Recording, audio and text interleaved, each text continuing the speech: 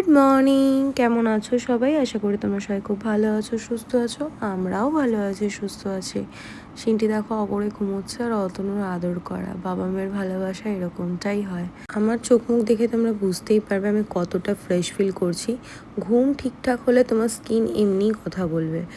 আমার মনে হয় সব থেকে দামি মূল্যবান মেডিসিন হচ্ছে ঘুম, যেটা তুমি টাকা থাকলেও কিনতে পারবে না। যাই প্রবলেম হয়ে থাক, তোমার যদি প্রপার ঘুম হয় দেখবে শরীরটা অনেকটা হালকা আর তুমি ফ্রেশ ফিল করছো, যেটা আমি সবসময় মনে করি। আমার যেদিন ঘুম ঠিকঠাক হয় না সেদিন আমার শরীর একদম লো ফিল করি।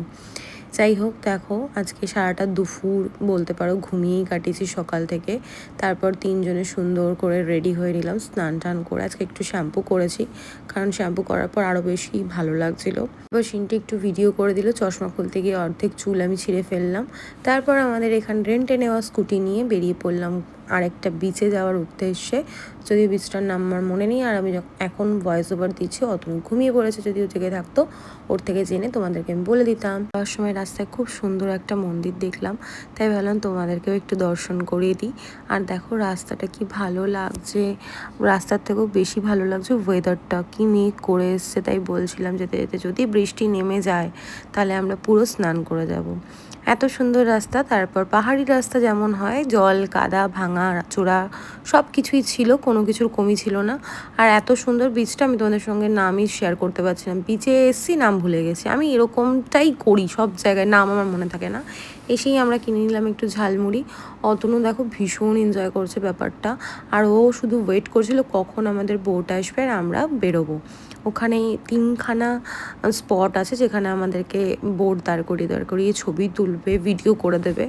তো যদিও আমার ছবি তোলা বা ভিডিও কোনোটাই পছন্দ হয়নি, আমরা ওয়েট করতে করতে একটু ম্যাগিও খেয়ে নিলাম। আর এই দেখো জলের ঢেউয়ে আমার ভিডিও করা তো মানে মাথায় থাক। আমি মা গো বাবা গো কত কিছু বলে যে চিৎকার করেছি, সেই ভিডিওটা যদি মানে আমার পারতাম তোমাদের সঙ্গে শেয়ার করতাম, কারণ সেই মুমেন্টটা আমার মনে হচ্ছিলো আমি মনে হয় আর বেঁচে ফিরবো না, আজকেই আমি শেষ।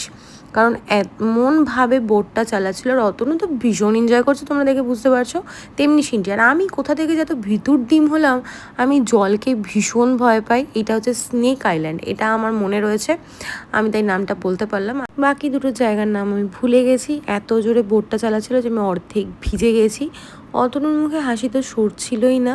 আর এখানে দেখো অতনু আমাকে একটু ভিডিও করে দিয়েছে, দাঁড়িয়েছিল বোটটা, তাই আমি মানে ভয়ে ভয়ে ভিডিও করেছি যে আমি না পড়ে যাই। আমি ঠিকভাবে ভিডিও করতেও পারছিলাম না, আমি জানি না তোমরা বুঝতে পারছিলে কি না। আমি তাই পিছন ঘুরে দাঁড়িয়ে পড়লাম, যে আমার এক্সপ্রেশনটা ভয়ের পুরো তো দেখে হাস্যকর মনে হবে।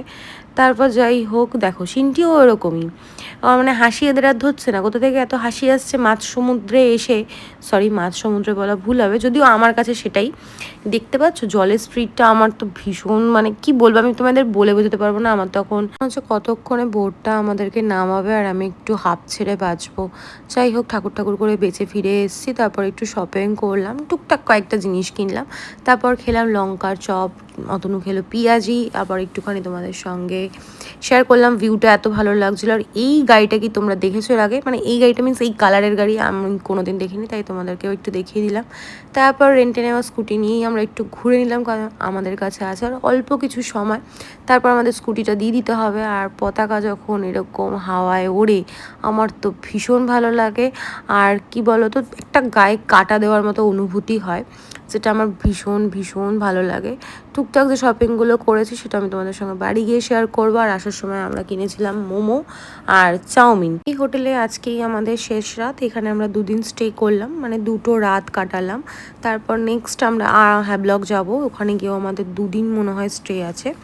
তারপর আমরা যাব নীল আইসল্যান্ড, তো ওখানে আমাদের 1 দিন স্টে আছে।